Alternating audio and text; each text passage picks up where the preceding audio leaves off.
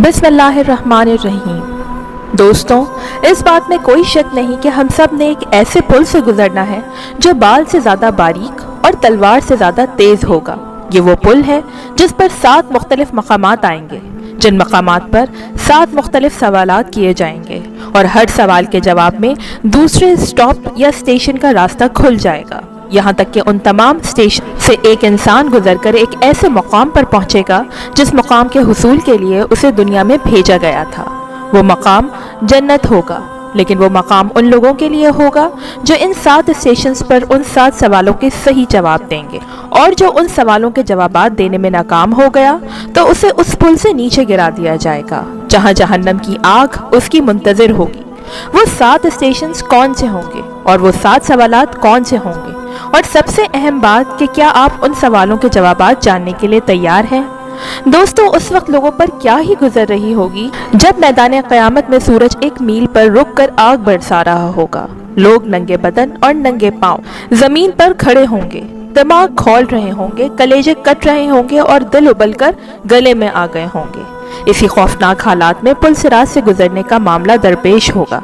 दोस्तों, अरबी में सिरात रास्ते को कहते हैं, यानी पुल सिरात वो पुल या वो रास्ता है जो दोज़ख की पीठ पर से गुजरता है और जो बाल से ज़्यादा बारीक और आग से ज़्यादा गर्म और तलवार से ज़्यादा तेज़ है। क़यामत के दिन तमाम मखलूक को उस पुल पर से गुजारा जाएगा। जो अहले जन्नत होंगे वो अपने ईमान और अमल के मुताबिक आसानी या परेशानी के साथ पुल पर से गुजरकर जन्नत में चले जाएंगे, और जो अहले दोज़ख होंगे वो उस पर से गुजरकर दोज़ख में जा गिरेंगे। ईमान वालों के लिए बाल से बारीक वो पुल एक खूबसूरत वादी में तब्दील हो जाएगा जहां वो जन्नत के दरवाजे तक पहुंच जाएंगे। अहले ईमान को उनके अमल के मुताबिक नूर अता किया जाएगा जिसकी रोशनी में वो उस पुल के रास्ते को तय करेंगे। उनमें से बाज़ घुटनों के बल और बाज़ सर के बल रेंगते हुए जाएंगे। नबी करीम सल्लल्लाहु अलैहि वसल्लम ने फरमाया कि मैंने एक रात अजीब मामला देखा।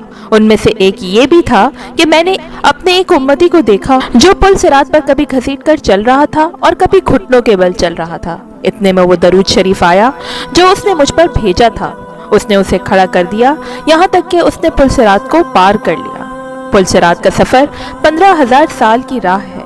5,000 साल ऊपर चढ़ने में लगेंगे, 5,000 साल नीचे उतरने में लगेंगे और 5,000 साल उस पर से गुजरने में लगेंगे। एक रवायत में बयान किया गया है कि दोज़ख पर 7 पुल हैं और हर पुल के दरमियान 70 बरस की मुसाफत जितना फासला है, और हर पुल तलवार की धार जितना तेज है। उसके ऊपर से गुजरने वाले गुरोहों में से पहला गुरोह आग झपकते ही गुजर जाएगा। दूसरा गुरोह इस तरह गुजरेगा जिस तरह बिजली उचक ली जाती है। तीसरा गुरोह तेज हवा की तरह गुजर जाएगा। चौथा गुरोह परिंदों की सी तेजी के साथ गुजर जाएगा। 5वां गुरोह घोड़ों की तरह दौड़कर गुजर जाएगा। छठा ग्रोह पुल के साथ लिपट जाएंगे, आग भी उनके साथ लिपट जाएगी। तब आग से छुटकारा पाने के लिए वो पेट के बल घसीटने लगेंगे यहाँ तक कि दोज़ख को अबूर कर लेंगे। अबूर करने के बाद पलटकर दोज़ख की तरफ निगाह दौड़ाएंगे और कहेंगे कि जिस अल्लाह ने दोज़ख से हमें पार करा दिया वो ही पाक ज़ात है। रिवायत में आता है कि हज़रत आयशा रज़ियल्लाहु ताला अन्हा क़यामत को याद करके रोने लगी। रसूलुल्लाह सल्लल्लाहु अलैहि वसल्लम ने पूछा कि ए आयशा, क्या बात है? हज़रत आयशा रज़ियल्लाहु ताला अन्हा ने अर्ज़ किया कि मुझे क़यामत याद आ गई है। या रसूल अल्लाह, क्या हम वहाँ अपने वालिदैन को याद रखेंगे? क्या वहाँ हम अपने महबूब लोगों को याद रखेंगे? आप सल्लल्लाहु अलैहि वसल्लम ने फरमाया कि हाँ, याद रखेंगे, लेकिन वहाँ 3 मकामात ऐसे होंगे जहाँ कोई याद नहीं होगा। नंबर 1, जब किसी के अमाल तोले जाएंगे। नंबर 2, जब नामा अमाल दिए जाएंगे। और नंबर 3, जब पुल सिरात पर होंगे। दोस्तों, उस पल पर हमारे ईमान के मुताल्लिक सवालात होंगे। ईमान के उन 6 अरकान के बारे में पूछा जाएगा जिसमें अल्लाह पर ईमान, मुक़द्दस किताबों पर ईमान, फरिश्तों पर ईमान, तमाम पैगंबरों और नबियों पर ईमान, रोज़े आखिरत पर ईमान और अच्छी और बुरी तकदीर पर ईमान है। जब कोई इन तमाम बातों में कामयाब होगा तो उसे अगले स्टेशन पर भेजा जाएगा जहां उससे नमाजों के बारे में पूछा जाएगा कि उसने नमाज़ें पूरी पढ़ी या नहीं। जिन लोगों ने नमाजें पूरी और सही पढ़ी होंगी तो उनकी नमाजें उनके लिए नूर बन जाएंगी जो उनको आगे का रास्ता दिखाएंगी।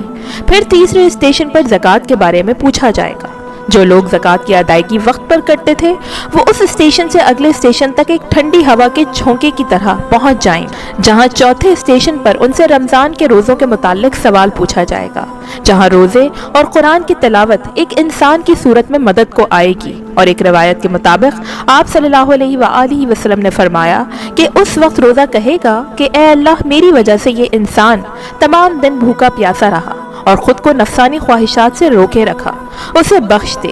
قرآن کہے گا کہ میری تلاوت کی وجہ سے یہ رات کو سوتا نہیں تھا، اسے بخش دے، اور تب اللہ اس انسان کی بخشش کر کے اسے اگلے اسٹیشن پر بھیج دے گا، جہاں اس سے حج کے متعلق سوال کیا جائے گا۔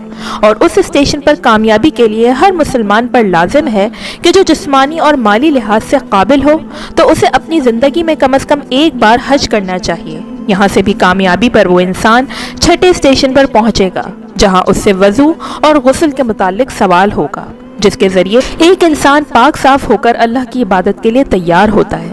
اس لیے ضروری ہے کہ کم عمری میں بچوں کو وضو اور غسل کے بارے میں آگاہی دی جائے، تاکہ وہ قیامت کے دن پل صراط کے اس چھٹے اسٹیشن پر کامیاب ہو کر ساتویں اور آخری اسٹیشن پر پہنچ سکے، جہاں اس سے لوگوں کے حقوق کے بارے میں سوال ہوگا۔ اس سوال کا جواب ہمارے اپنے والدین، ہمارے بڑوں، ہمارے بچوں، پڑوسیوں، دوستوں اور رشتہ داروں سے ہمارے سلوک پر منحصر ہوگا کہ ہم ان سے کس طرح سلوک کرتے ہیں۔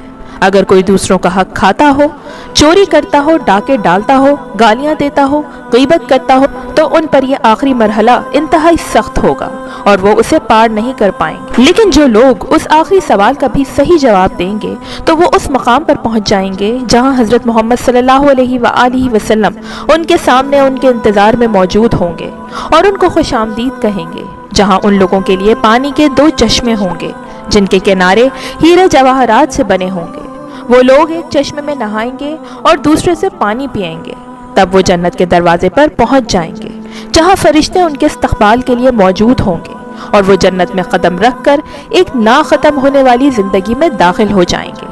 آخر میں دعا ہے کہ یا اللہ ہمیں ان خوش نصیبوں میں شامل فرما جو پل صراط کو آسانی سے پار کر لیں گے، اور اے ہمارے پروردگار، ہمیں ایمان پہ زندگی اور ایمان پر ہی موت عطا فرما، اور ہمیں ایسی نیکیاں کرنے کی توفیق عطا فرما جن کی برکت سے پل صراط پر سے گزرنا آسان ہو جائے۔ آمین ثم آمین۔